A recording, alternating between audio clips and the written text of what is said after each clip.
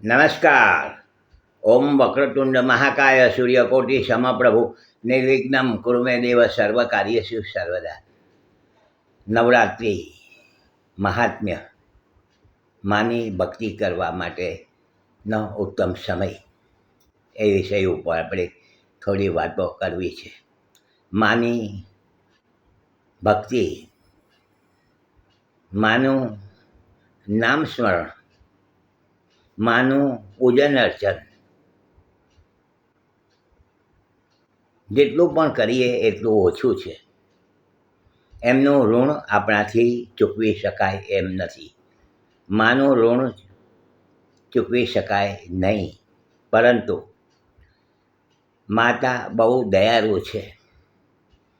ખાલી એમનું ભાવપૂર્વક નામ સ્મરણ કરવાથી પણ એમની કૃપા આપણા ઉપર ઉતરતી હોય છે. 100%ની વાત છે. અને એમાં પાછું આ નવરાત્રિનો સમય ચાલુ થશે. નવરાત્રિ 9 દિવસ 9 રાત.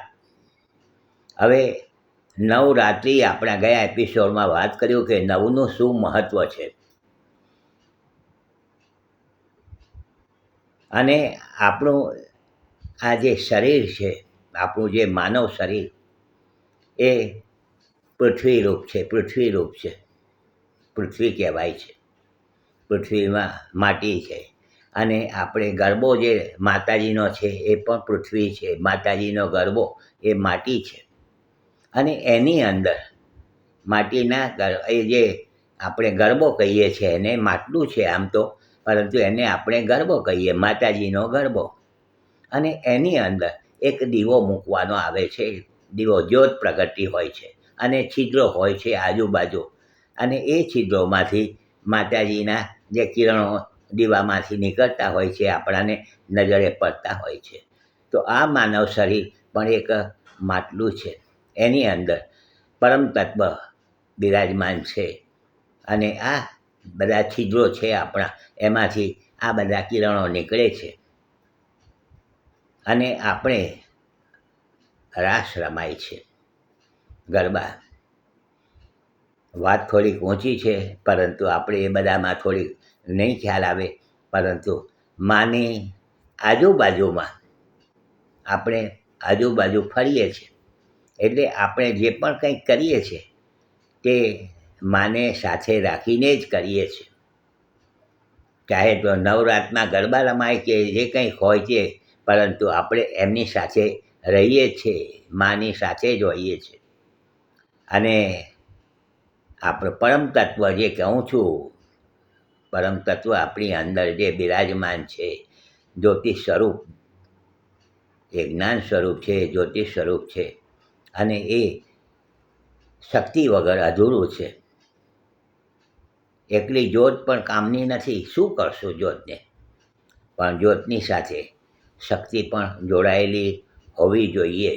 આપણું માનવ શરીર છે, અને શરીર છે, પરંતુ નિશ્ચેતન છે. કંઈ થઈ શકતું નથી. આજે હું હાથ હલાવું છું, આજથી આંખથી જોઉં છું, હરીફરી શકાય છે, પરંતુ શક્તિ ન હોય તો શું કરવું? હાથ પણ ઊંચો નહીં થઈ શકે, હલનચલન પણ નહીં થઈ શકે. શું કરવાનું છે? આપણે અંદર બિરાજમાન છે, પરંતુ શક્તિ નથી. કંઈ મોઢા પરથી માખી ઉડાડવા માટેની પણ નથી આપણી પાસે શક્તિ. તો એ શક્તિની આપણે પૂજન અર્ચન કરીએ છીએ. આ શક્તિ આપણી સાથે જોડાયેલી જ છે. થોડોક ઊંડો વિચાર કરજો. અને આપણે એમને સતત, જેને કહેવાય શિવ અને શક્તિ, જોડાયેલા છે. શિવ એ પરમ તત્વ છે, આ શક્તિ એ આપણી બધી છે. તો શિવ અને શક્તિ સાથે જોડાયેલા જ છે. વાતો તો કરવી છે માના નવરાત્રની. નવરાત્રમાં સવારથી ભક્તિના ઉપાસના ચાલુ થશે 9 દિવસની. અને આપણાથી જેટલું પણ બની શકે એટલું ભાવપૂર્વક શ્રદ્ધાપૂર્વક માનું પૂજન અર્ચન કરીએ. અને આપણે એમની કૃપાના અધિકારી બનીએ. માતા કૃપા આપણા ઉપર વરસાવવાના જ છે, 100%ની વાત છે. એમનું પૂજન અર્ચન નહીં કરીએ તો પણ આશીર્વાદ આપવાના છે, કૃપા વરસાવવાના છે.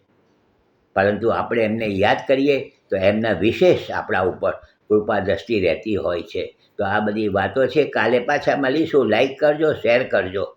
હસમુખલાલ ઝવેરીના સૌને નમસ્કાર. જય શ્રી કૃષ્ણ. ઓમ નમઃ શિવાય. જય માતાજી.